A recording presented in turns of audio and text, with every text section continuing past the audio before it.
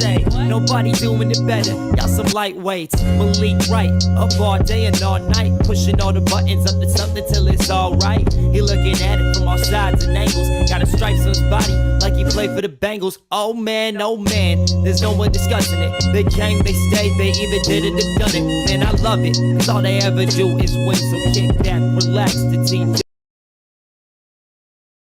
For tuning in to another special edition of the Sit Down with Malik Wright, presented by my company, The Right Way Sports Network. I'm your host, Malik Wright, joined as always by my co-host, who's acting as the producer today because, of course, we knew some news was going to happen, and it has happened. Ja'marr Chase, Tee Higgins are now officially under contract with the Cincinnati Bengals for the foreseeable future. The Bengals got the deal done a little earlier today, but it was something they were working through over the weekend. I know a lot of people can breathe a sigh of relief. A lot of people are happy with those results. Daniel, man, I thought we would be going live. Honestly, man, I thought we'd be going live early in the morning. Honestly, I thought we'd be going live at around 8 a.m. or something like that. But here we are. We're going live now. We're talking this thing through. The Bengals finally get these deals done. And let me just say something similar that I just said when I was on a show earlier, which was with Drew and Ron, the Cincy Unfiltered show. I talked about how this has to be an uncomfortable moment for the Cincinnati Bengals. It's got to be. They never shelled out this much money. They haven't shelled us out this much guarantees and guarantee beyond year one. This was an uncomfortable moment. The holdup for Tee Higgins always was the guarantees in the contract, but they get the deal done, Daniel. They get the deal done. They sign Ja'marr Chase, Tee Higgins, and they keep the big three together. Now the conversation, the focus now pivots to Trey Hendrickson. It pivots to, can they get the deal done with Trey Hendrickson? We know they came in with a small offer to Trey for $23 million, right? When we saw the market boom the way it did, and these guys are getting paid 40 million a year. Trey Hendrickson is like, okay, well, what about me? Where's my cut? And he went out there, he seeked what his value was. Teams were willing to give him the contract extension, but weren't willing to pay the Bengals the compensation to acquire Trey Hendrickson. So now he's back at the table with the Bengals. Now we have to figure out what that's going to look like going forward. But before we even talk about Trey, let's keep talking about Ja'marr Chase, Tee Higgins under contract. Daniel, I want to hear your thoughts on this move, on this deal. Where's your excitement rank with everything? Man, I'm pumped up. And I think this has been a very up and down offseason, I'll say, right? And if we date back to, this past season, there was points where we're debating and saying, man, is Tee Higgins going to be a Cincinnati Bengal? Once again, we appreciate everybody in the chat. If you guys want to drop your opinion, drop your comments down below. Man, you've got to be excited, right? Because, there's people on the outside, other fans saying, it's not going to work. Paying 3 offensive guys this much of the cap is not going to work. You guys as fans have and should take this time to be excited, right? Because this could have gone the exact opposite way. This could have been another Jesse Bates situation. This could have been another DJ Reader. This could have been another, guys that just have performed, but just haven't been back in a Bengals uniform. And you got Tee Higgins and Ja'marr Chase locked up, right? So on the Ja'marr Chase front, it seemed like this was always going to happen, right? It would have been a colossal F up if they didn't re-sign Ja'marr Chase. But talking about Tee Higgins, let's talk about him as a player first off. There's debates. Is he a number 1 wide receiver? Is he a number 2? The beautiful thing about this conversation, Malik, is it does not matter if he's a number 1 elsewhere. It matters what does he do on this football team. And God damn it, this dude is an elite football player. The biggest concern with him is the health. Is this dude going to stay healthy, right? Can he be active for 90%, 80%, 75% of the games in a season? But when you have Ja'Marr on the field, when you have Tee Higgins on the field, when you have Mike Gesicki on the field, when you have Joe Burrow on the field, this is a top 3 offense undoubtedly. So from a pure football standpoint, when these two guys are together on the field with Joe Burrow, it's pretty damn unstoppable. So Tee Higgins, you have to be excited that you locked him up, right? And for the people who are doubting this, for the people that aren't so happy about this, you didn't have to pay $32 million. You didn't have to pay $33 million for Tee Higgins. You're getting a star wide receiver for around $28 million a year. So Tee Higgins, you just have to be excited about having these two locked in, because you don't have to worry about the replacement value. You don't have to worry about, does Matthew Golden pan out? You don't have to worry about, is Andre Yoshivas going to step in? You don't have to worry about these. And you check one question off of the question mark list when it comes to the NFL offseason. So, man, you have to be happy. And this is a time for Bengals fans to be excited for the future. And the thing I'm going to say, to the point that you can't pay 3 offensive players this much percent of the cap. When have we seen a team like this, right? When have we seen 2 wide receivers like this? When have we seen them combined with arguably the best quarterback in football? When I look at what happened last season, Malik, and we can point to the defense, I'm confident as long as Joe Burrow's on the field, and now that you got Ja'Marr Chase and Tee Higgins, you're going to be in the dance. And you're going to have a puncher's chance. And the question is, right, how do you build around this team? So now as we look at it, I still don't think that this plagues you from going out and signing other guys. I still don't think this plagues you from building other places on your team, right? When you look at having 2 star wide receivers, it opens up a lot, to be honest, with your offense. You don't have to go out there and draft a running back high. You don't have to go out there and worry about who's your wide receiver 3. You don't have to address the receiver position anymore. So Tee Higgins, Ja'Marr Chase, it settles a huge question mark, because this Tee Higgins drama was going on for a long time, man. And it was, do we get a wide receiver 1? What's the replacement value? So we can finally put those questions to rest. We can finally stop the Tee Higgins trade conversation, because now this dude is on the team. So as it stands, you've got one position checked off.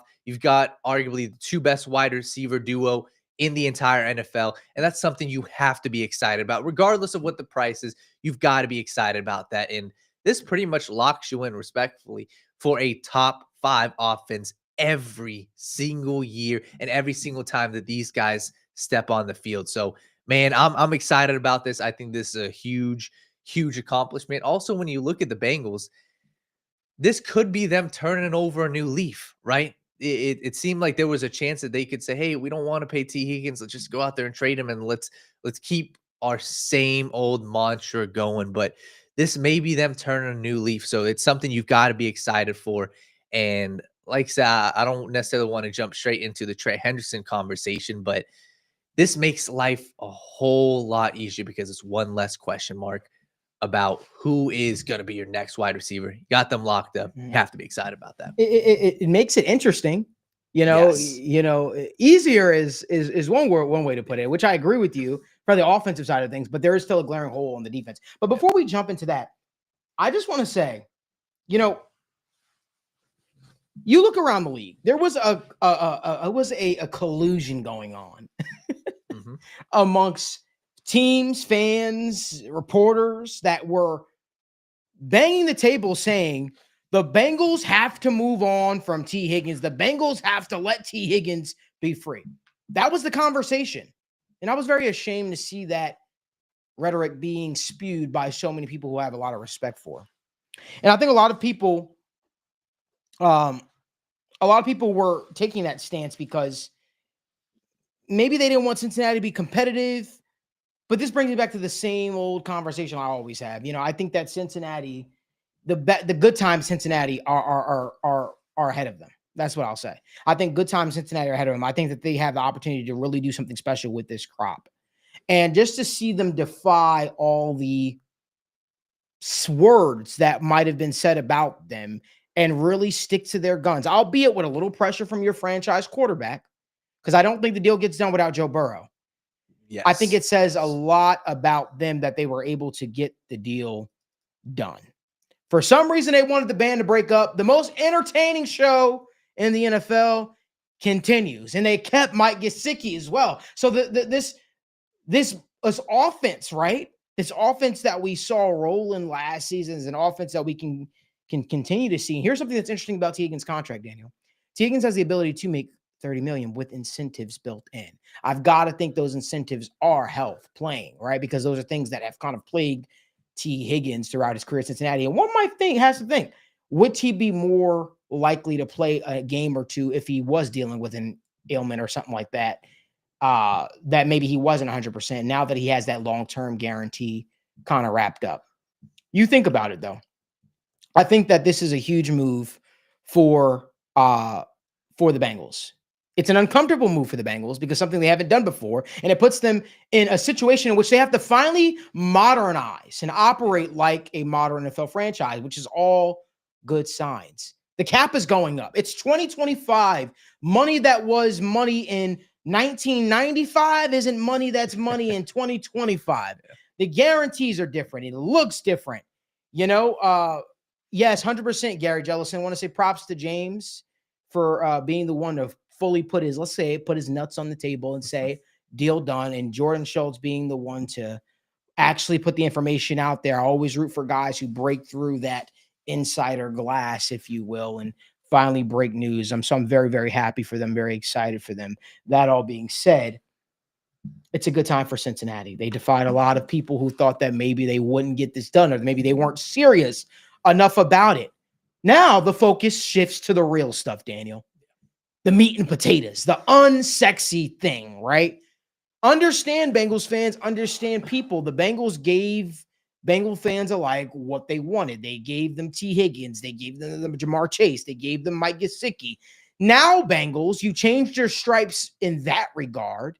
Are you now going to change your stripes when it comes to guaranteeing and actually paying premium for an offensive line position? Are you tired of your quarterback, albeit he threw the most touchdown passes in the NFL last year, the most passing yards in the NFL last year? He was also the most hit quarterback in the National Football League last year. Are you ready to see that guy upright? Clearly, the moves that you made, right, where you bench Cordell Volson, sorry. You bench Cordell Volson. You released Alex Kappa. The moves signify that you realize we have to get better at the guard spot. I will keep pounding the table for guard. I will keep pounding the table for pass rush just because you bring back Joseph Osai, who had 5.5 sacks, last 7 games of the season, and you brought back Cam Sample, who tore his Achilles. That does not fix the pass rush issue. Even if Trey Hendrickson is back in the fold, as I expect him to be, that does not fix the pass rush issue. You still have to go out there and say, hey, the same interest we had in a guy like Azeez Ojulari in the middle of the season at the trade deadline, we should still have that same interest in him or someone to get better now. Ask yourself, why did we have that interest in him? Could it be because we weren't getting enough from the other guys? And listen, I'm all for banking on potential. I'm all for guys living up, outliving the expectation of what you may have had for them going into the season. I'm all for Myles Murphy breaking through. I'm all for Joseph Osai breaking through. I'm all for Cam Sample having a good year. I'm all for all that. I'm even all for a draft pick going there. But look at the Eagles model and how they build the defensive line from a watered down perspective. They keep adding pass rushers. You can never have enough pass rushers. So if I'm the Cincinnati Bengals, I'm attacking this pass rush department because what we put on the football field last year was not good enough. From a guard standpoint, was not good enough. These are now decisions that you have to make. With you signing Ja'Marr Chase, right, and Tee Higgins, it brings the cap down for what it would have been this year. So you have more money to play with. There's still the question mark of Jermaine Pratt. There's still the question mark of Zach Moss, right? There's still so many question marks that that the Bengals, this Bengals team, have to answer. Daniel, what are your thoughts? Yeah, man. I think that there's a couple points that you really brought up. The first thing I want to kind of go back to real quick, Joe Burrow is a huge reason for this. And I think the Bengals didn't F this up. Like, you very well could have messed this up, right? How rare is it that a team gets a franchise quarterback like Joe Burrow, right? This is a 5 out of 32 teams have a Joe Burrow type quarterback. So for the Bengals to come out and extend their window and actually listen to what the franchise quarterback wants, they're changing the stripes. And that's the first thing I applaud them for. And you also have to applaud Joe Burrow for being that franchise guy and really helping them change their ways. So shout out to Joe Burrow for that. But when you look at how this affects the rest of the team and what they can do, I've seen people say this team is in cap hell. They're not in cap hell. They're not. Who are they paying? This was the conversation we had last year. You look at 3-4 guys at most that were in double figures. One of those guys was Sheldon Rankins. So let's not put this notion out there that this team is in cap hell, because they're not, right? So when you shift your attention, how do you get better? Malik, you brought it up. You have to hit on your draft picks. And that's why when you go to the change of paying your star players like T, Ja'Marr, Joe Burrow, and potentially Trey, it makes it that much more valuable that you hit on your draft picks. So my mind goes to two things. First off, your previous draft picks. Dax Hill, Miles Murphy. Those are guys, Chris Jenkins, McKinley Jackson. These are guys that I'm looking at saying, hey, DJ Turner, we drafted you, coaching staff. It's up to you to get them ready and ready to play, right? The Philadelphia Eagles are okay with letting Milton Williams go. They're okay with letting Josh Sweat go because they have guys in the wing. Darius Slay, James Bradbury gone because they just drafted, 2 stud corners. So the Cincinnati Bengals, it puts a lot of pressure on them to draft, but these are the names: Miles Murphy, Joseph Osai, Dax Hill. If these guys can step up and turn into quality role players and high upside guys, this team looks a lot different, right? We're not just banking on potential. Those guys turn into quality role players.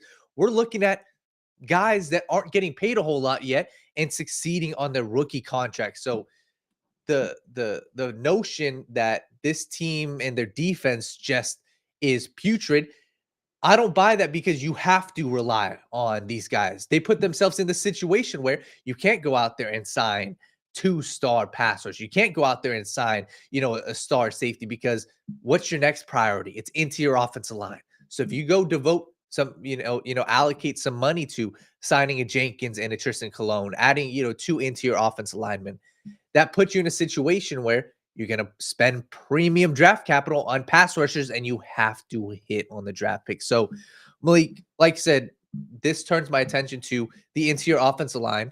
The Alex Kappa news makes it pretty much a foregone conclusion. You'd hope that they have to attack that position. So for me, when I look at free agency and what has to be next, go out there, get one of these top-end interior offensive linemen, and maybe add some guy, somebody at the pass rush department. That's kind of what I'm looking at. But the rest of the roster kind of looks like what we're going to see in the regular season. Maybe they add a veteran at quarterback, but my checklist for the Bengals for the rest of the offseason is go get 2 interior offensive linemen, maybe add 1 more pass rusher, and maybe a depth piece at the cornerback position, and turn your eyes to the draft. So, like I said, I'm excited to see what this does for the team, and you hope that the interior offensive line is the priority. And if that is, turn your eyes to the draft, and we'll see who they end up with. So, no, it's not over yet. The fun begins now. Oh, for sure. For agency, the fun begins now. Yeah. You wrapped up these deals. You get Trey Hendrickson's situation figured out. The fun begins now. Yeah. The conversations start now, right? About now adding depth. This is now your wave of free agency where the Bengals sort of like to attack. We're entering into that part of the offseason. I believe they made one of the biggest signings in free agency history, right? They made one of the biggest signings of free agency history on the 20th of March in Orlando Brown Jr., right? Where they showed out the most guaranteed money to a free agent. So this is the waters on which the Bengals play now. I expect the Bengals now to be active, extremely active this week.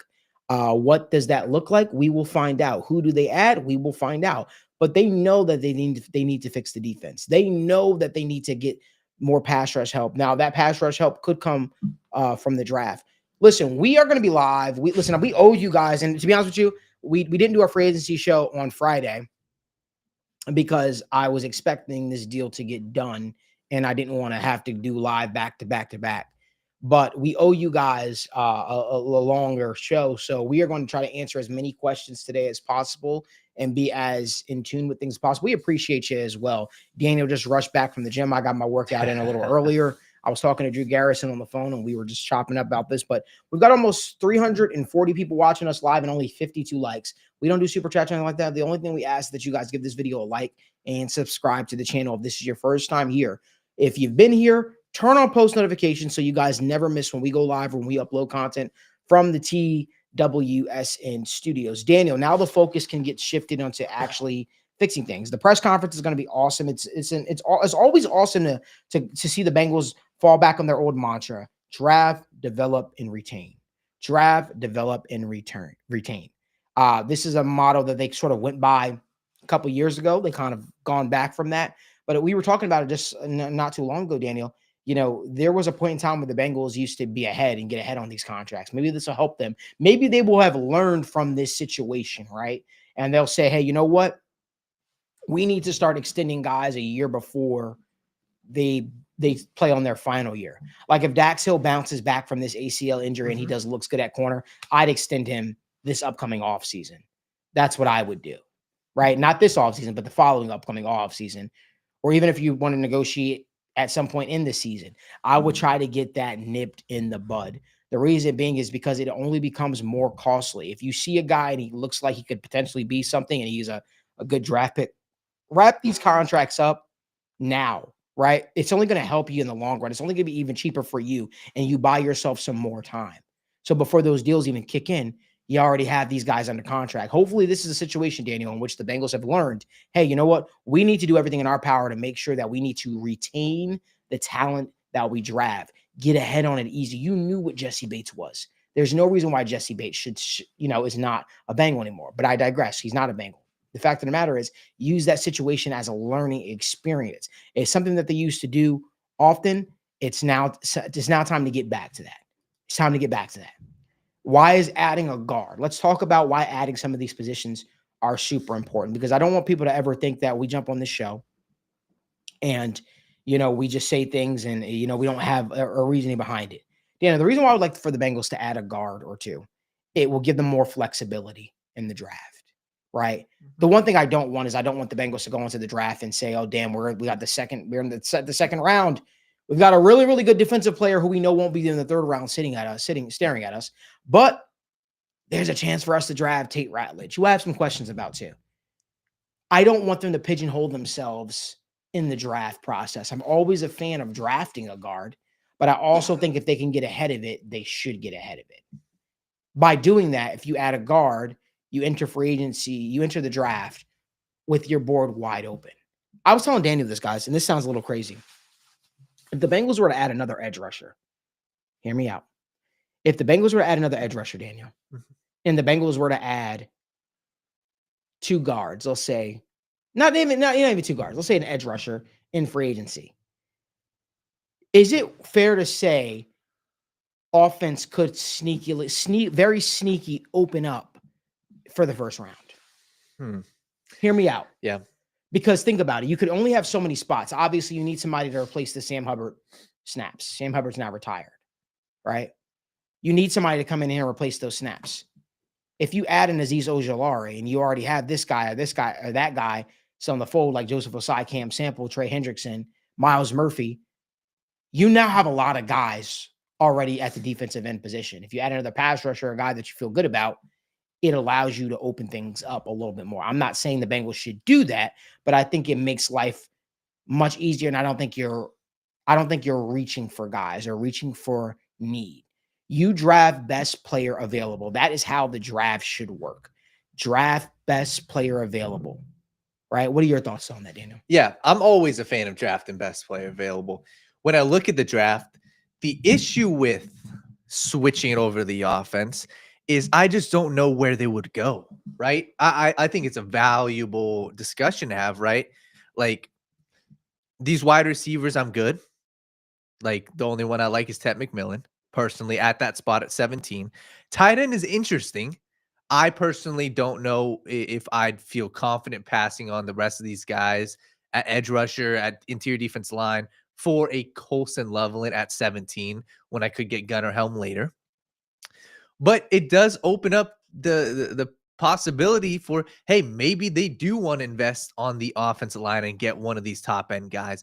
Once again, I think there's better depth in round 2, but you have to have these guys in your consideration as the Bengals are going through the process.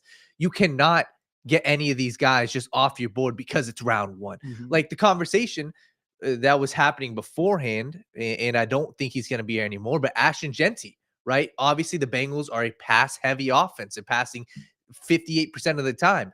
But the conversation of if Genty is on the board, what do you do?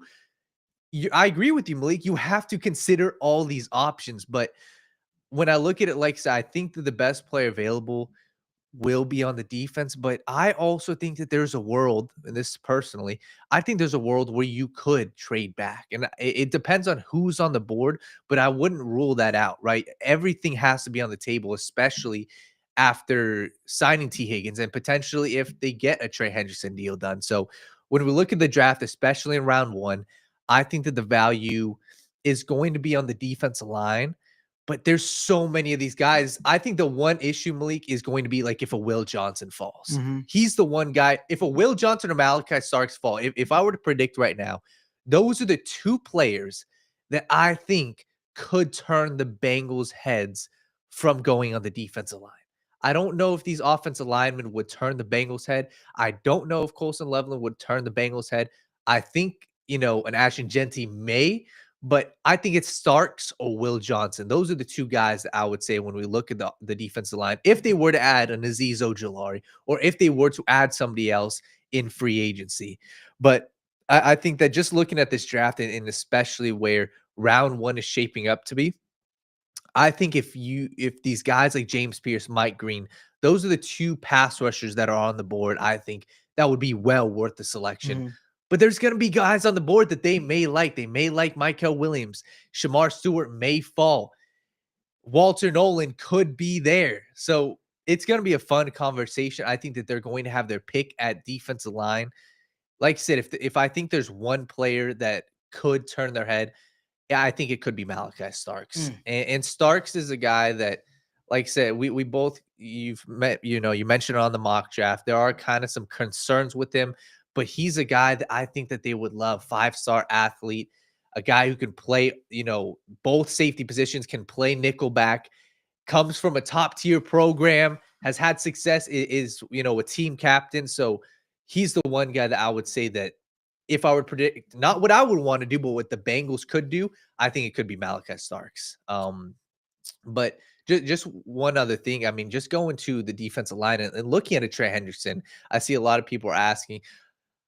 I think you have to keep him on the team. And obviously there's contract negotiations, and obviously he is under contract for this season. But I think just looking at the defense, I think the Bengals would really regret not having him on the team this season. Whether that results in him, it is a result of him wanting out, if that's a result of him asking for a trade because they don't give him an extension. I think that this team is so much better with Trey Hendrickson on this team. And if they were to get an extension done, I think it just helps ease so much of your pain, because somebody even, posed the question or made the statement that this Bengals defense was not the same at the end of the season. That was not the same defense we saw throughout the season, albeit they did play some poor teams, right? But you can't tell me a Bengals defense without Trey Hendrickson is better than what we had. So I think that this group is really starting to come together, but I think that they would set themselves back if Trey Hendrickson is not on the Bengals. So I know I went kind of all over the place, and it's you were fine. Gave me a chance to adjust over here. My eyes starting to bother me a little bit, but I listen. This was a huge move for them, man. But I want to start talking about some of these free agents, Daniel, that are available. Daniel, I don't mean to keep putting you on the spot here. No, I apologize, man, but let's get to some of these free agents that are still available. When you look at the list of free agents, right? We know where the needs are, right? At the guard spot. I don't expect them to go back into the waters of defensive tackle, if you will, but I do think that there is a world in which they could get better. Obviously at the guard spot, but also at the edge rusher spot. Who is a name that speaks volumes to you? Who's a name that you're looking at and you're like, the Bengals would be good to add this person and it would help them in the long run? Or defensive line or in whoever. Yeah, I think that just looking at the offensive line is one where it remains to be seen who's going to be the guy that they end up taking. Obviously, the top tier is the, Tevin Jenkins, is the Brandon Scherf, is the Dalton Rice. And those are the guys that I'm really, a fan of. But if they do want to add another piece, and I know I've mentioned this name before, but Tristan Colon from the Arizona Cardinals. He played with the Baltimore Ravens. He's a guy I think perfectly fits what the Bengals want to do. They want versatility. And this is a guy that you immediately bring in, and he competes with Cordell Volson for the starting job. He's the guy, he won, the starting job for the Arizona Cardinals. He's played the center position. He's played left guard for the Baltimore Ravens his first 3 years. He's played right guard for the Arizona Cardinals. Mhm. So he's a depth piece where we're looking at, you're spending $3 million on this guy. And he's a guy where I envision him coming over and taking Cordell Volson's spot. So he's not my immediate guy, but he's a guy where you look at the Cardinals, everything is about Will Hernandez right now. And there's rumors that he was in Detroit. He's friends with Roy Lopez. He was in Detroit, apparently. The Detroit Lions may like him. Everybody's talking about Will Hernandez, and yes, he deservedly so, but I thought Tristan Colon performed way better than what Will Hernandez did. So he's a guy I'm looking at that I guarantee he's not worth more than $5 million this year. Nobody's really talking about him. So Wait, say that name again? Tristan Colon. Tristan Colon. Okay. Yeah, for the Arizona Cardinals. So I like him. He's kind of like a depth piece. He's a guy that we're talking about potentially even next week, not as a priority right now, but I like him. And when we just look at the defensive line, I know the defensive tackle spot isn't really, a priority, but I think that the Bengals really should look at a Calais Campbell. And the reason why my mind goes to this is there's talks, right? Walter Nolan is the guy for the Bengals, right? There's talks that if they're going defensive tackle, it's likely Walter Nolan. I think if you add a Calais Campbell, I think it kind of saves you from having to do that, right? It gives you another year to develop Chris Jenkins. It gives you another year to develop McKinley Jackson, because I think Calais Campbell comes in and steps in right away and is the best defensive tackle on this team. And if you ask me, is Walter Nolan a can't miss prospect? Is he a guy that we just haven't seen? I personally don't think so. I think he's a great talent, but if you were to ask me who was a better pass rusher, him or Jerzon Newton, I'd take Jerzon Newton 10 times out of 10 as a pure pass rusher. If you ask me who's a better prospect coming out, him or Byron Murphy, I think it's close. So the Walter Nolan selection in round 1, if we're talking premium pick, I think you can save yourself of being forced to take a Walter Nolan if you add a Calais Campbell as a premium, as a free agent. I mean, it's after the first week. There's no real signs of the Miami Dolphins, making him a priority, or else they already would have.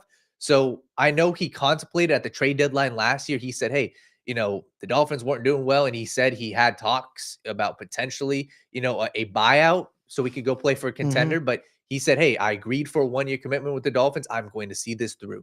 Sounds like he's going to play again. So he's not retiring. Like I said, I think it would save you from being forced to take a need in round 1. So I like Calais Campbell. He's one of my favorite names out there, Tristan Colon.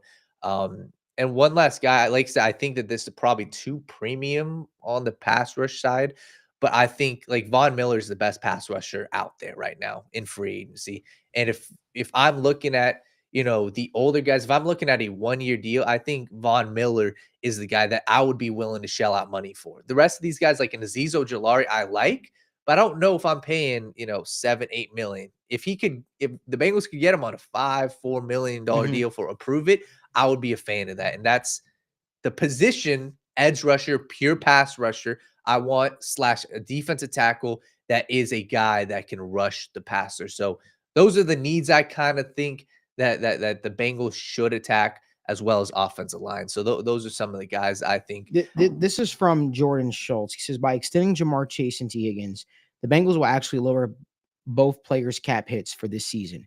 Higgins' cap number was over $26 million, and Chase was over $21 million. Both will now decrease, giving Cincinnati more flexibility continuing to build their roster. So I don't know the exact breakdown. I don't know the exact breakdown, but it seems as if, according to Jordan, I didn't realize, and this is going to be fascinating for me. That's why I love the offseason, because you learn all constantly. I didn't realize the 5th-year option. Obviously, you're getting paid. I think of that, like when you take the 5th-year option, you're getting paid like top premium of your position for that 1 year. But apparently it lowers it from. I didn't realize agreeing to a long-term extension, it lowers that premium as well, Daniel. Yeah, and I think that the fact that he went out there and said that's a lot of people are kind of asking the question. At minimum, we know it's not getting worse. And I think that was the people's biggest fear is, well, they're in cap hell. They can't do this. They can't do that. That's something you can figure out down the line. But for this season, you're getting more money in your pockets this year. So I'm excited. And Malik, I think that's a good thing. And like I said, I'm curious to see what the exact number is. I know before that this was, announced, the Bengals were at $28 million in cap space, which was ranked around 18th in the league. So you still got 28 million. That's before potentially Zach Moss, before potentially Jermaine Pratt. So you have money to attack into your offensive line, and you have money to attack these other needs. So when we talk about building a contender for this season, you've got money to play with. You're not the Kansas City Chiefs right now. You're not the Philadelphia Eagles. You're not the Baltimore Ravens, who are strapped for cash this season. The Ravens have added 2 outside free agents, Malik. The Bengals have added 2 outside free agents. The difference is the Ravens have no more cap space. The Bengals got at least 28 and up now. To go play with. To go out there and play ball. And you hope that now that these 2 big deals are done, you do go out there and play ball. And you do go out there. And I think a realistic expectation, Malik, is you add a starting quality into your offensive lineman and you toy around with a pass rusher. I don't think that that's out of the realm of possibility, especially since you have $30 million in change. So I'm definitely a happy camper when it comes to looking at what the Bengals can do. Big Ugly Skeleton said lowered their cap hit. Yes, that is confirmed that this upcoming season they will have a lower cap hit. So I'm looking at. You can keep going. I'm looking at this potential upcoming free some of the guys that are free agents that have not signed yet. Yeah. I've always felt like the Calais Campbell thing made a lot of sense, but I just never feel if they're gonna actually go into those waters because you had the opportunity to probably pick them up the last couple off seasons and you didn't make them a priority. Maybe this changes things to some degree. I have no idea. But I definitely think that, Tevin Jenkins obviously apparently taking his visit on the Seattle Seahawks today. We'll see if he leaves there with the deal. I know there were some conflicting reports out there that, hey, that the deal's done. It's not done. He's actually keeping his options open, and teams have, questions regarding his long-term injury history that he's had with from a back standpoint. I know he dealt with some calf issues as well. So it'll be interesting to see what happens with a guy like Tevin Jenkins. Drop your questions down in the comment section if you can too. We've got over 330 people watching us live. We greatly appreciate you for tuning in at almost 1 a.m. We appreciate y'all, man. If you can give this video a like, subscribe to the channel, and turn on post notifications so you guys don't miss when we go live or upload content. Dan, you got any questions for me? No, I mean, questions for you. I could think of some. I think that real quick, somebody's asking, what do you think Jermaine Pratt's market is?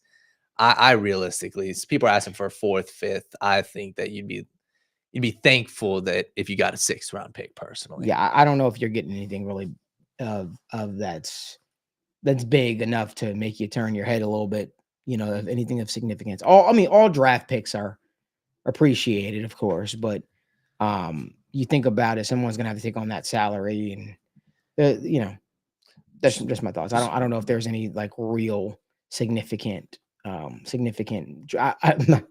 could tell you there hasn't been any real significant trade market for him, or else he'd probably be out of here already. So yeah, I guess my question to you, and this is a question somebody else kind of posed, was how do you think, or Jim Gagner posed the question, he said, what type of message do you think that this sends to the AFC North? Feel like this is a power move. My question to you is just, what do you think teams view Tee Higgins, Ja'Marr Chase, and Joe Burrow? Do you think that they view that trio kind of like how fans view it? Like, holy crap, this is an unstoppable trio. Do you think that that's a realistic, thought that goes on in opposing teams? Like, do you think that teams are fearing this trio as much as we're making it out to be? Yes, I think that there were teams salivating on the idea of Tee Higgins hitting free agency. One of those teams is in our division, and Pittsburgh Steelers.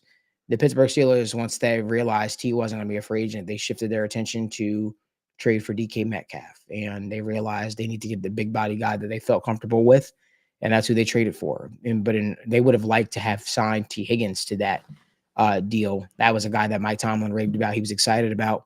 There are a lot of teams out there. There were teams that was ready for Mike Gesicki to get free agency, the Broncos being one of them. There were teams that were ready to poach some of these Bengals star players away from them offensively. And those things obviously didn't happen because the Bengals made it very clear, we want to keep Tee Higgins. We want to keep Mike Gesicki. But if those guys sniff free agency, I think they would have been scooped up. People could say all that they want regarding how they view this team, or T's not a true number one, but those teams would have been literally knocking down the door to grab those guys. So just my thoughts. Yeah, we got some people asking kind of about free agency and guys that we'd be interested in. Question from Light Seeker, just kind of thoughts on Trent Brown. Obviously, he dealt with the injury. Do you guys think that Trent Brown is gone, or should the Bengals re-sign him? I think if Trent Brown wants to continue his playing career, Cincinnati, he liked it in Cincinnati. He liked playing with Joe. He seemed motivated. I definitely think I kind of talked about it on State of the Jungle, or not our State of the Jungle. It was our show that we did Wednesday, which replaced State of the Jungle. I think that he would love to come back to Cincinnati if the opportunity presents itself. And I think he's a guy that's sitting out there that teams aren't necessarily knocking down the door to sign, especially coming off of the injury. Yeah, for sure. People are asking about the safety position, right? Justin Simmons saying, should the Bengals attack safety? My thoughts personally, as we look at it, you have to look at the free safety spot for me, right? It seems like Jordan Battle, strong safety. He came on strong at the end of last year. I'm not bringing in a starting caliber strong safety. That's not what I'm doing. If you're entertaining the safety position, it goes one to two ways. It really is. You're bringing competition in for Geno Stone, a guy that isn't a clear-cut starting safety, or you're looking to the draft. I think the names like Justin Simmons is interesting. I just don't know if I do that because it seems like that would have been made a priority, right? If you bring in Justin Simmons, respectfully, you're cutting Geno Stone. That's at least what I would do. I'm not bringing Justin Simmons to sit on the bench behind Geno Stone. And I'm not letting Geno Stone sit behind both Battle and Justin Simmons for $7 million a year. So when it comes to Justin Simmons, it's an interesting name. I would just rather allocate that to the edge. But names like Julian Blackmon is interesting for the Colts, right? He was out there last year in free agency. He's here right now. He's a guy I could, be entertained. He is a free safety. He's a guy, he's played both strong and free, played free safety this year.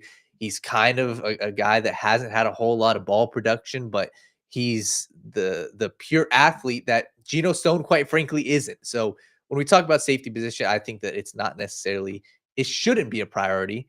And I just look at these guys, whether it's in the draft or I like what they got with Jordan Battle, but I totally agree that there should be depth at the safety position. If not, Dejon Anthony's gonna have a big role because, knock on wood, you've got two starting caliber safeties, and the rest, respectfully, ain't doing it for me. So if they don't add anything, it must show that they've got confidence in Dejon, or they're looking to the draft. People are asking about Asante Samuel Jr. I'd still approve it at Asante Samuel before I go to safety. Asante Samuel is an interesting one. We've talked about him on the show. One of my favorite prospects coming out of the draft, a guy who hasn't had the best success with the Chargers, has an illness that's kind of plagued them this past season, but he's a guy who has potential to be a starting outside cornerback. So I like the idea of bringing Asante Samuel Jr. I like the idea of bringing in Kendall Fuller. The issue with that is it kind of muddies the water for these guys, right? Because Cam Taylor-Britt, Dax Hill, DJ Turner, those are kind of the three that you've got that should be deserving of starting, caliber, position. So the only way I would personally bring in an Asante or a Kendall Fuller is if these guys are on short, 1 year, $3 million deals. Let them compete. I'm all for that. But like I said, I think that the cornerback position should not be addressed before interior offensive line, or hell, even the defensive tackle or pass rusher spot. But we have some people who are asking still more about free agency. Legit E said, would the Bengals re-sign Mike Hilton? No, I don't think that. I think that's, no, you never say never. If he sits out there for a long, long time, and his price obviously drives down. He was scheduled. I think there was expectations that he could have made up to $10 million. I don't know if that happens. I also just don't think it fits what Al Golden wants to do in his defense. Al Golden's defense strength is man-to-man coverage, and Mike Hilton's weakness is man-to-man coverage. To bring a guy back for one specific job, which is just to blitz, I think that going younger, and I think there'll be options in the draft, maybe even options that Al Golden is a little more familiar with. For sure. Somebody, Night L, said, what about Tyson Anderson? Tyson Anderson, I think at this point is kind of just a depth piece. Like, he's been in the league for three or so years, and he's just a depth piece. He's not somebody that you rely on, at least at this point, to say, hey, you are our number 3 safety. If Geno Stone goes out, we're confident rolling out Tyson Anderson as our starting free safety to pair with a younger Jordan Battle. That's just not the way I would go about it. I think he's a guy where you've got him as your 4th, 5th safety. If there's injuries, let him come in there and compete. Let him come in there and earn a spot. Let him try to do that during training camp. I wouldn't personally rely on him as my number 3 safety. Your boy Bozo said Isaiah Simmons ? I think Simmons is too much of a tweener, in my opinion, to come in here. He'd be fun. He'd be fun. But I thought that his life would have been much better as a pass rusher. Yes. They moved him to linebacker when he got to the league. Maybe if Isaiah Simmons commits to being a pass rusher, maybe he could be something. I think that's where a lot of people saw his true production being, and I think that there could be something special there. And it's a difficult position to evaluate. And you hope that Al Golden, if they go the potential Isaiah Simmons route, you've got to have a specific role for him, because you've had guys like Jamin Davis, JOK. So many of these guys have came into the NFL as tweeners, and they haven't worked out. So if they bring in Isaiah Simmons, you've got to have a specific role for him. And Al Golden does like using three linebackers on the field.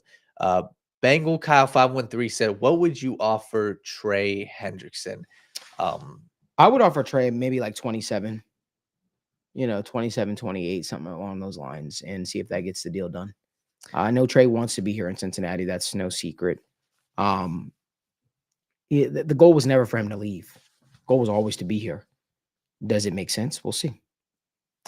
Totally. And I'm with you there. I think that this team would be so much in a better spot if you have Trey Hendrickson on the team. And I don't think that when you look at the cap, once again, with how much he's already making and the fact that this wouldn't even go into action this season, it doesn't really hinder your team this year. So I think that it would be a failure if they can't agree to a deal. And especially at this point, if they can't agree to a deal, what's the next step, right? Is it trading him for a second? What's the next step? So it kind of muddies the water. You hope that they can keep the core together. We got a question here from David Gabbard. He said, looking back at the linebackers, is Devin White washed? You know what's funny? 2 of the linebackers that the Bengals absolutely loved coming out of their respective drafts are both available. Yeah. And Devin White and Devin Bush. It makes me wonder. It just makes me wonder, right? Would the Bengals have any interest in going after either of those guys? Devin White is 27 years old. Devin Bush is 26 years old. Al Golden is truly the linebacker whisperer. He held that position, linebackers coach, when he was here in Cincinnati last time. He gets the most out of guys at that position. Those guys, I can't expect them to be anything relatively expensive. I know PFF is expecting Devin Bush to get a contract, 2 years, $3.5 million. Devin White's value is so tanked that it don't even show what his value is be. I don't know what happened with Devin White. He was playing like a bat out of hell when he first came into the league. Somewhere along the lines that changed. I still think that there's still something there potentially with Devin White. I don't think you just forget how to play football, but I think being in the tumultuous situations that he has been in recently and how he was utilized probably is probably a clear representation of why his grades have been so poor, if you will. But Devin White is a guy that he has the speed. Can some team unlock it? I just don't know. That's just me. I don't think Devin Bush is that good is great in coverage, but I think he's a good run stuffer. But I know these are teams that the Bengals really, really like. These guys Bengals really like. So Totally. And I'm a fan of Devin White as well. I think I'm not personally, there's a lot of these other guys that are out there, like a KJ Wright, for example. I think he was with the Dolphins, or just signed with the Dolphins. He's 35 years old, right? Mhm. I'm going after a guy, if it's the linebacker position in free agency, you want a guy who's kind of youthful, right? What's the point of getting rid of a Jermaine Pratt if you're going to go out there and sign a 33-year-old linebacker, 32-year-old linebacker? So I think that Devin White, is a former champion. He is a proven leader on a team, and he's a guy I personally would like, right? If it's not Devin White, I think you kind of just see what the situation is with Jermaine Pratt and potentially, just go maybe look to the draft. But I know that Oren Burks, after looking, watching his film and seeing what he's done with the Philadelphia Eagles, saw how he stepped in a big moment in the NFL playoffs this year against the Commanders, against the Chiefs in the Super Bowl. And that's a guy that could see 90% of snaps this year, could see 80% of snaps this year. And quite frankly, I wouldn't be upset about it. Despite him only making $2.5 million, that dude is a pro's pro. He is, well respected. We saw what the Eagles fans or teammates said as he left Philadelphia. The coaches loved him, players loved him. And like I said, he stepped in at the biggest moment and he had a lot of success last year. He was actually a top 15 graded, coverage linebacker when you look at, his entire season at the Philadelphia Eagles last year. So he's a guy I'm a fan of. And if we look at the linebacker position, I think, like you said, it's Devin White could be an interesting name where you kind of see what the situation is with Pratt and you go from there. We had a question. Tanner Bush asked about the draft. Would you guys consider a trade down in the first? I think it's always tricky if you're banking on a trade down. I think trade down is your last bet. Your trade down is if you've got 3 guys that you really like, or you think that there's value for 4 picks down the road, you go out there and do that. But most of the time, I personally prefer a trade up for a guy you absolutely love. But if you feel like, and if they feel like they're settling on a guy just because of need, that's when you trade down. If you feel like you've got Michael Williams on the board and you've got Malachi Starks and you've got Will Johnson, you don't know where you're leaning, that's when you trade down. But I always personally suggest you stick and pick or you potentially trade up. Stick and pick. I like Yeah. that. Okay. Yeah. Stick and pick. Brought to you by Daniel Almeida. That's funny. Somebody asked about Tevin Jenkins. Listen, if I'm Tevin Jenkins, I think the question is the answer is very simple. Do you want to block for Sam Darnold or do you want to block for Joe Burrow? Listen, I understand it's enticing, Cooper Kupp and all these different pieces that the Seahawks are throwing at you, but to me, it's really not that difficult. You have the chance to be a part of one of the more prolific offenses, right? And I don't know. I don't want to keep going on and on about this, but I just think that the decision is not that insane because I also think that like his value could be improved much higher being in Cincinnati versus Seattle.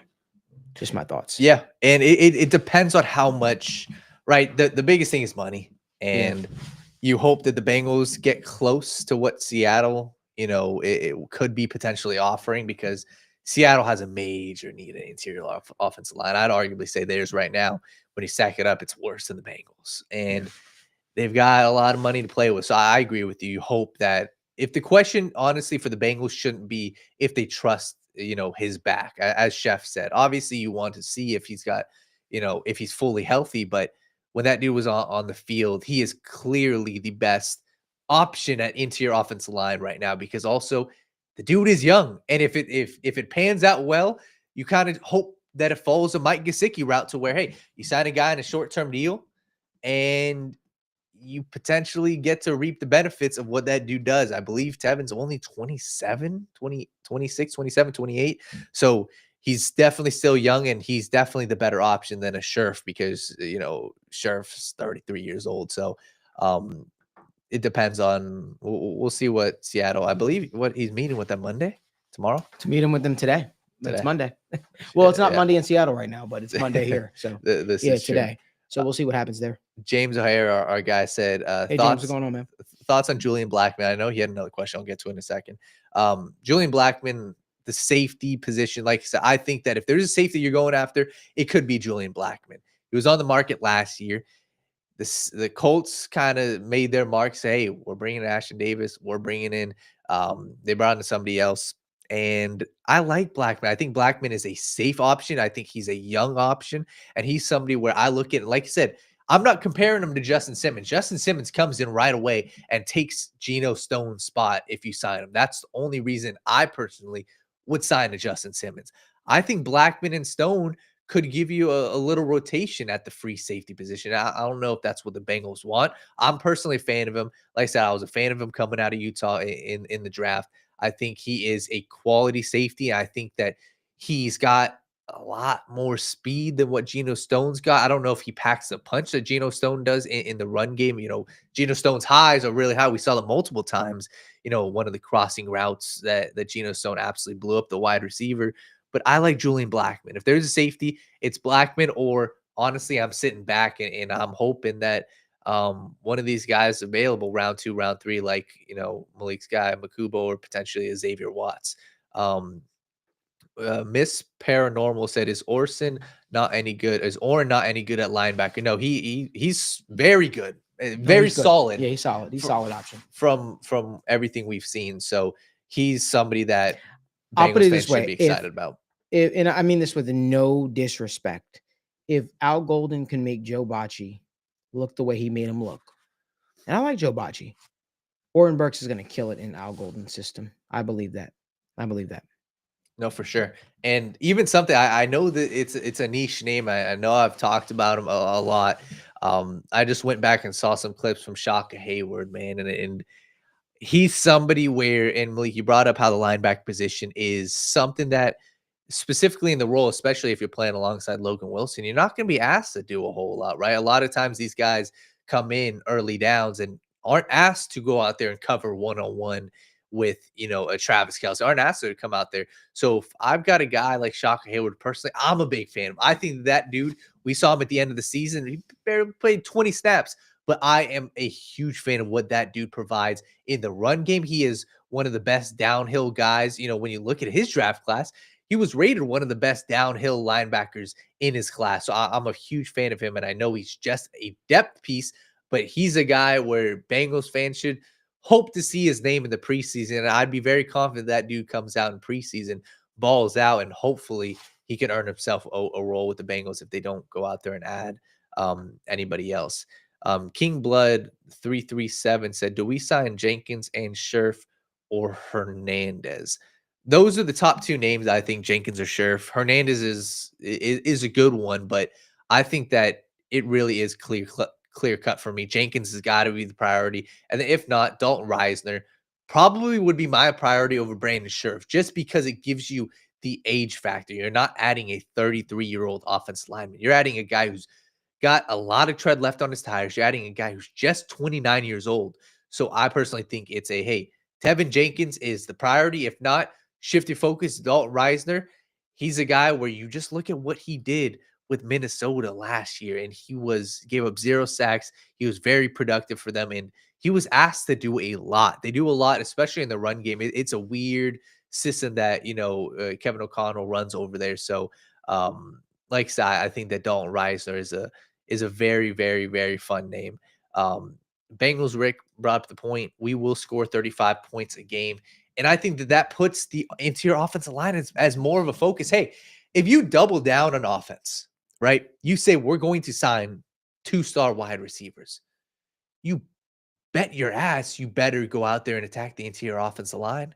And it's not like we're asking or you're being forced to go out there and shell $30 million. You're not.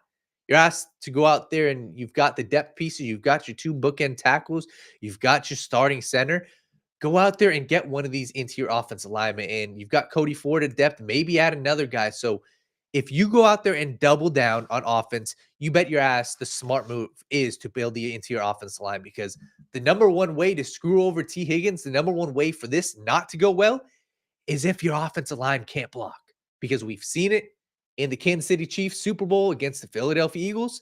We've seen it in the Kansas City Chiefs Super Bowl against the Tampa Bay Buccaneers. We've seen it in the Denver Broncos game against the Carolina Panthers. A dominant defensive line will always wreck, a weak offensive line. If they don't attack the interior offensive line, we won't be having the conversation of Tee Higgins, Ja'Marr Chase. It's going to be the conversation of, damn, Joe Burrow getting hit over and over and over again. So you have to address the offensive line. Oh yeah, 100%. Well, yeah, keep going. No, you're good. So somebody else. All in Jay asked a question. Yeah, All in Jay said, I'm looking for his question. Hey Malik, with the upcoming draft, if Walter Nolan or Mike Green is on the board, who are the Bengals more likely to draft? I'm putting my flag down right now. I think the Bengals would draft Walter Nolan over Mike Green. And I think if James Pierce Jr. is on the board along with Walter Nolan, I think that they would probably draft James Pierce Jr. over Walter Nolan. Yeah. And I think that that's realistic. I think when you just look at these guys as well, the issue with potentially drafting Mike Green obviously is the personal reasons, but it's also a change of philosophy when it comes to what you want as a pass rusher. It's also a bet on a guy who had dominant production for one season. It's a bet on a guy who was at a smaller school. There was a lot of questions around Mike Green. And when you look at round one, you don't always want to answer all the questions. I feel like the question guys are for the teams that are just confident. And it does not seem like the Bengals have been fully confident in going after that, especially in round one. So Mike Green is a guy that really has gotten a lot of hype. But to be honest, with the way that these teams have attacked free agency, I think that there's a world where this dude falls to late round one.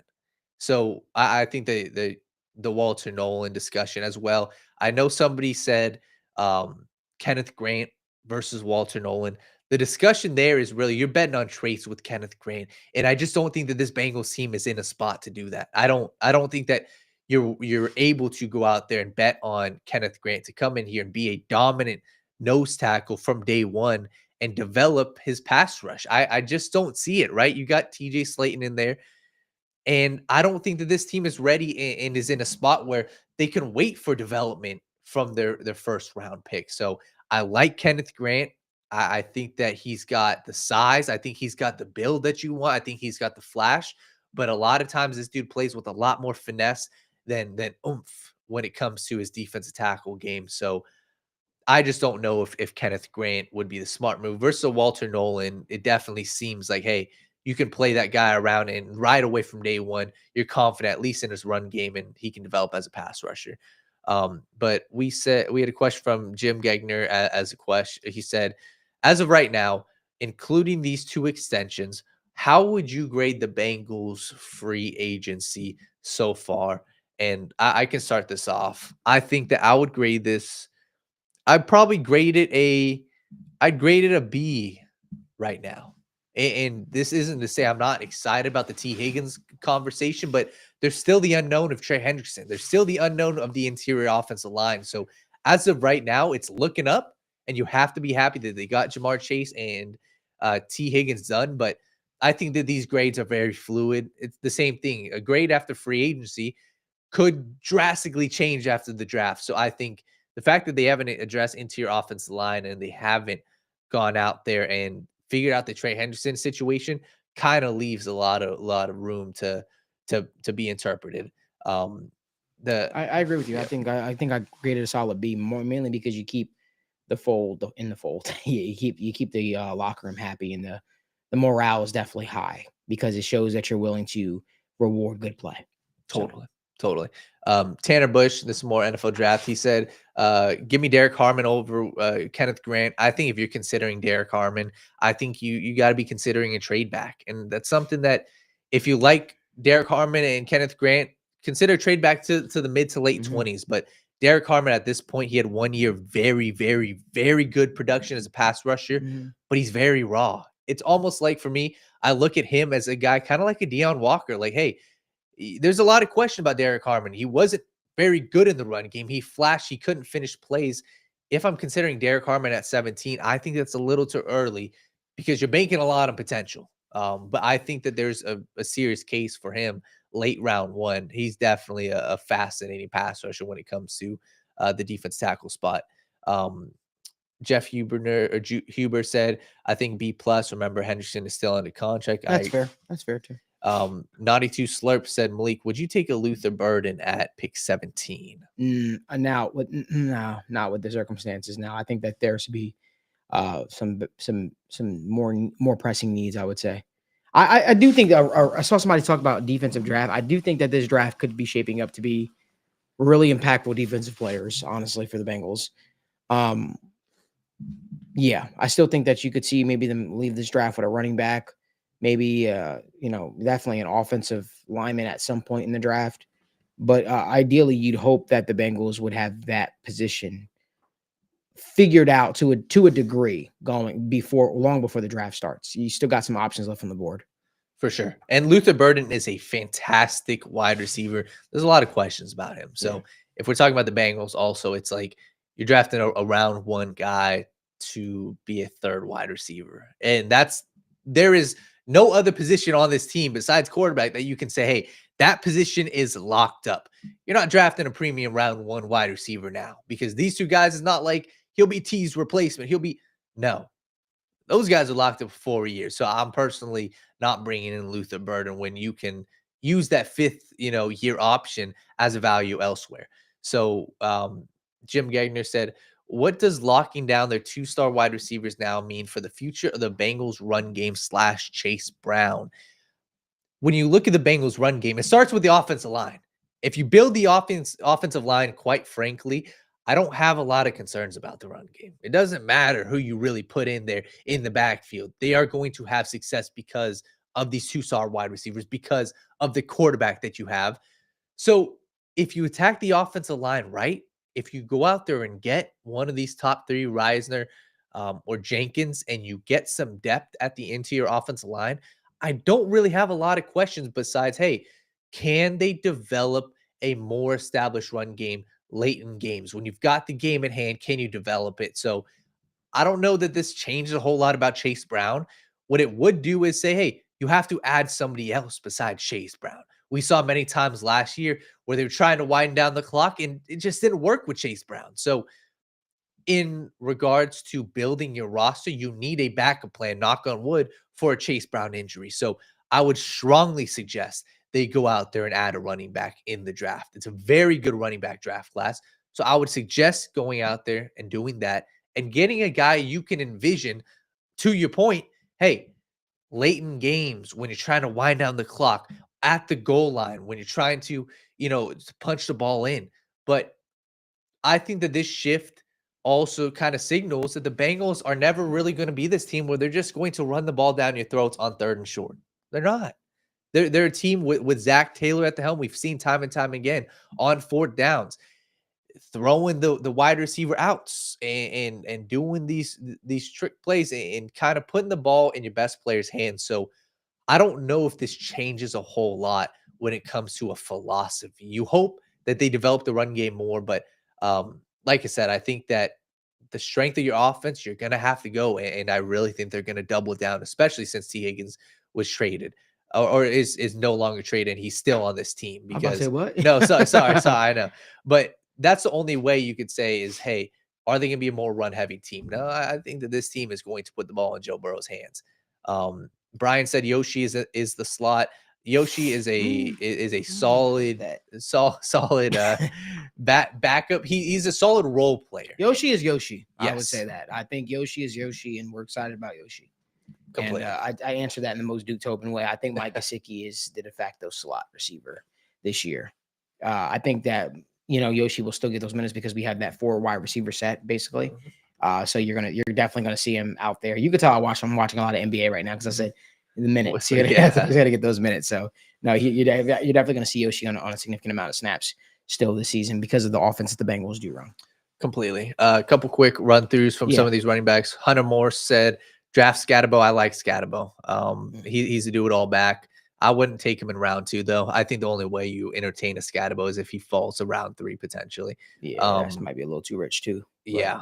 I like him. I think that Scatterbo is a do-it-all back, and he's a guy where what I saw, especially at ASU, they loaded the box for him, and he's not going to get that. He's one of the best receiving backs in this class as well.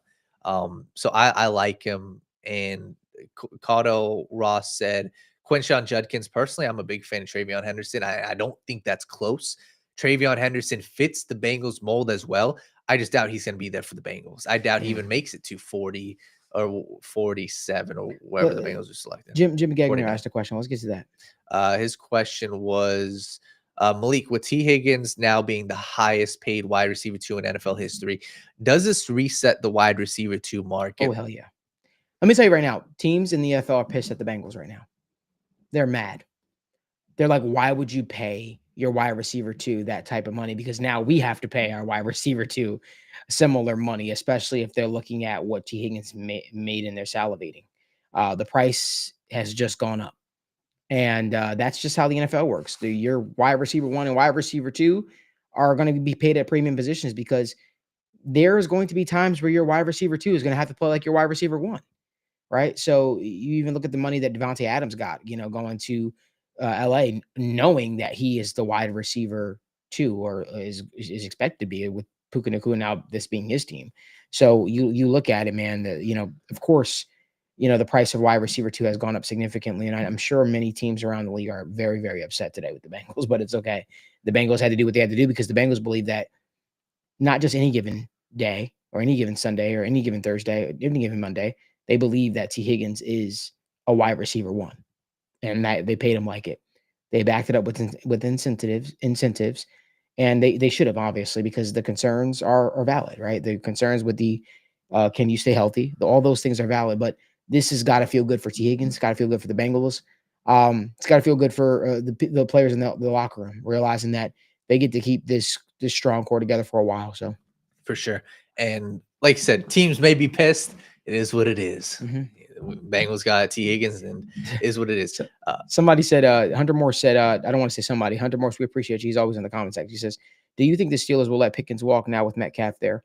No, I think they'd be smart to keep them both because they need all the help that they can get. I wouldn't even be surprised if Deontay Johnson returned there. But I say all that to say, I look at it and I say, the Steelers are probably looking at it like, damn, when the time comes, we're going to have to pay George Pickens a significant amount of money. And his contract's coming up sooner rather than later. And I don't even think they got the 5th-year option to work with him there because they drafted him in the 2nd round, right, Daniel?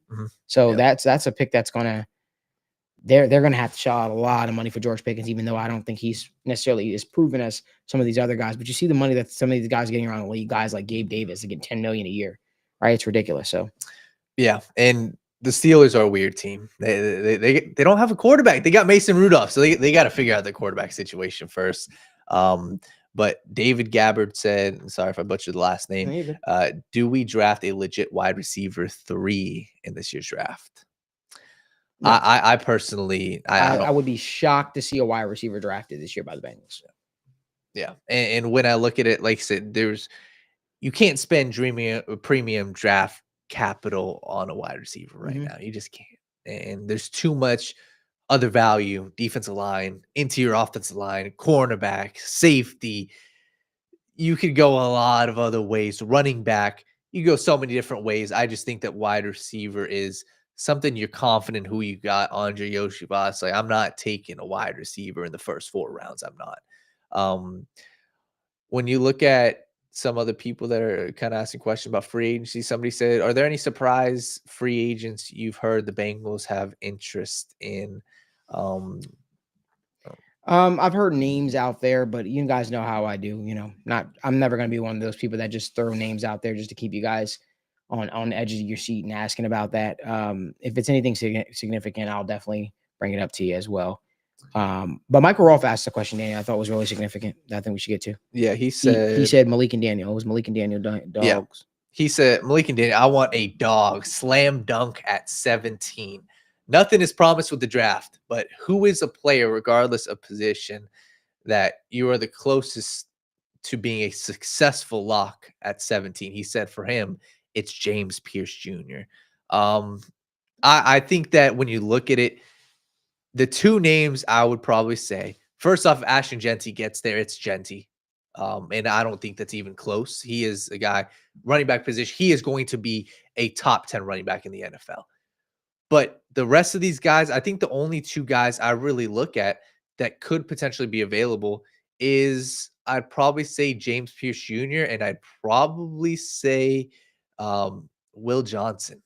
Those are the two guys that I look at and say, hey, those are the safest and closest to just being a good player at the NFL level. Will Campbell's another one. I doubt he falls that far, but he's one where there's a lot of concerns about him, arm length, and there's questions. Hey, Armand Membu, is he going to jump him? Are the Patriots going to take him? If Will Campbell somehow falls, he's another guy that I say, hey, as an offensive lineman, I have no doubts that that guy is a successful NFL player.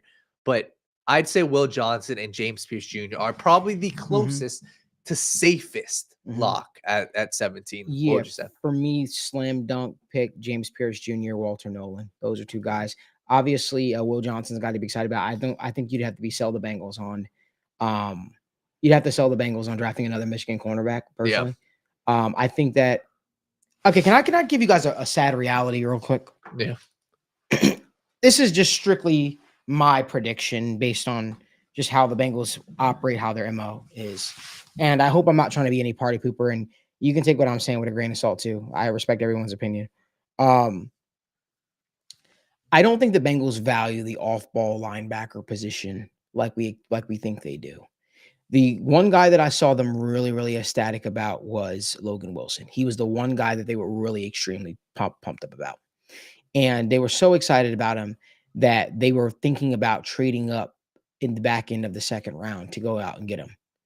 They loved him enough. They loved him so much. He was the most excited pick for them coming out of the draft class. And that was the same year they drafted Burrow, Tee Higgins. Yep. And they still did not move up to grab him. They still did not move up to grab him. When they nabbed him, they were excited. They were ecstatic. That's why you guys saw them extend him right away. Before it could even become a thing, they extended Logan Wilson. So they will extend guys, right, when they see the value there. Logan Wilson was the guy they were really, really excited about, and they did that. That all being said, I have not heard a lot of chatter on the Bengals and Ja'Marr Campbell or being in on Ja'Marr Campbell. I think that they believe that they need to. I think they value certain positions, especially in the first round they draft. Like, here's the thing: the Bengals loved. They liked Devin Bush. Who was the other linebacker that came out that year? Patrick Queen. They liked, and they just would not move. They knew that they had a massive need at linebacker. They would just not move on those guys. And part of that was too, they knew who they were getting. They were who they were hoping to get later in the draft. That all being said, man, the Cincinnati Bengals are a team where, it's like if they have to do it, they'll do it. But I feel like there's going to be much more premium positions staring them in the face that they'll probably pull the trigger on those guys versus drafting a Ja'Marr Campbell. I don't mean to be the bearer of bad news, a party pooper. It was the same. It's sort of how we always felt. It wouldn't shock me if Jack Kaiser was a pick later in the draft. But 100%, I believe the Cincinnati Bengals are going to wind up going after. I think the Bengals are going to wind up going after a linebacker maybe later in the draft. I do not expect Ja'Marr Campbell to be the Bengals pick at 17 though. For sure. And I'll touch on that too as well. James O'Hara, we appreciate everybody. He said it's 1 a.m. and you guys are fielding the question from 300 plus awake viewers. Thanks for your dedication. We appreciate you. And just thanks to everybody watching, right? This goes to show the power of fan base, right? Especially after big news. So shout out to everybody. We appreciate you guys. Make sure you guys like and subscribe. But thank you guys for tuning in. Malik, I agree with you. They haven't drafted a linebacker in round 1 since 2008. And we saw how that panned out for them. And he actually was going to have a good year. It was Keith Rivers, I believe, right? Mm-hmm. He was having a standout rookie season until somebody by the name of Hines Ward probably committed one of the dirtiest blocks I've seen, broke his jaw. Keith Rivers was never the same again. Yeah. And when you look at these other positions that they have valued, they valued so many of these other positions, whether, it'd be cornerback. I know they've taken Kirkpatrick, they took Denard, they took Leon Hall. They've taken a decent amount of Jonathan Joseph they took. So I know that's a position, and there's just a lot of value, especially at pass rusher for them to go. Malachi Starks is an interesting name. Yeah. But I'll say this, the one thing that kind of always goes back to me is Malachi Starks did not look that great this season. He didn't find the ball a lot in the air. He seemed out of position, but the entire Georgia defense took a step back this year. So I don't want to put too much on him. Andrew Bakuba is my favorite safety, free safety Yeah. in this draft. Xavier Watts follows him. I've got to think Xavier Watts is a real position they're going to really a guy they're really going to take a look at probably in the second round. Um, I was very disappointed to see that they showed very little interest in Makuba. That was something that I did not see coming. But anyway, I digress on that. I think that the Cincinnati Bengals need to. I think they realize they need to fix the defensive line, and that's a position that they need to fix, and I expect them to do that. I do really think it's going to be very difficult for them to pass on Walter Nolan, Daniel. To be quite honest with you, I think it's going to be very difficult for them to pass on Walter Nolan. But then again, you're punting on the potential. You're punting. It means you're banking on the potential of Joseph Ossai to show more than what he showed off the 5.5 sacks. Are you saying basically Joseph Ossai had 5.5 sacks because maybe he was being held back the last couple of years? Maybe he built more confidence in himself. They were super excited about him last offseason going into this year. He really showed it the last 7 games of the season. Do you still believe in Myles Murphy? So you have allocated resources to that. Do you think the question you have to ask yourself is, do you think Myles Murphy has another gear? Do you think Myles Murphy has another gear? And if the answer is no, you probably run to the podium for defensive end. I like Nick Scorton too. Yeah. You want to talk about the one defensive end in this draft class that I think loves football out of every player? It's Nick Scorton. Nick Scorton, I think, absolutely loves football. I think he breathes football. His motor is insane. He plays like a bat out of hell. I think Nick Scorton is going to be a very, very good player for some team. So, Yeah, and I like him too. And I think that you made a great point, especially with like a Walter Nolan. Like, especially for them to go after these other guys like a Mike Green or hell, even a James Pierce, it's out of the realm of what they normally do about these guys who don't weigh a lot. Like James Pierce, 245, his long arm, he can definitely fill out his frame. But every pass rusher that they've drafted has been 255 plus. So there is a possibility, and I know that they have a very clear need, whether Duke Tobin sees it or whether they don't, interior pass rush. And the question to be answered is, do they believe that Walter Nolan can develop into that? And if they do, then Walter Nolan should be in that conversation with James Pierce. Somebody asked about Nick Manwari. Does he have the Kyle Hamilton type of mold? I think he does, but the issue is just looking at their production and just looking at how they played. Hamilton was a far better college player than Nicky Manwari was. Nick played a lot of snaps. He played, in the box a lot 2 years ago, and this year he played a lot as a free safety as well. But just I don't like that pure comparison because Kyle Hamilton was far more productive. But Nicky Manwari, if you're looking at a safety, it definitely is intriguing. I just don't know if I value him more than a Malachi Starks. I understand the athletic numbers. I understand he was the highest graded RAS score out of any single safety that's ever participated in the NFL Combine. There's a lot more to football than just being athletic. And he's a very, very good safety. I also think that he will be gone by that time. I think a team like the Miami Dolphins could take him. So some people are asking about pass rushers. Yeah, Nick Scorton is definitely a dog. Tanner Bush said Texas A&M definitely messed them up. The thing about Scorton, he played at 280 pounds this year. That was confirmed. When you watch the tape, he looks 280 pounds. He looked strong. He didn't look as quick off the ball. But when you look at what he did the year before, because he just transferred from Purdue, he looked a lot faster at Purdue. And when you look at what he did at the NFL Combine, he weighed in at 25 pounds less, or I believe 15 to 25 pounds lighter than what he played at. He made it very clear, I can go from 250 to 280. Whatever you need me to do, I can do it. So I would take with what Nick Scorton did this season with a grain of salt because Texas A&M did have their guys play different. It is also why Ja'Marr Stewart didn't get as much production because they said, hey, you guys don't always put your head down and go. You've got 2 defensive tackles. They had Shamar Turner, one of the better defensive tackles in the nation. So they weren't just allowed to pin their ears back like a James Pierce Jr. was. So I like Nick Scorton. I think 17 is rich for him, but I definitely like him. So my one of the last questions. I'm going to answer two more. I'm going to pick Yep. them out, Daniel. Sorry to late to the show. Might have asked this already, but do you think we have enough cap space to sign trade two guards, and how much cash do we have? No, we don't know the exact numbers on the cash that we have left, on the cap that we have left, but I do anticipate with those cap numbers being lower. I think they already had around 26, 27 million left. Anticipating both those deals kind of getting done.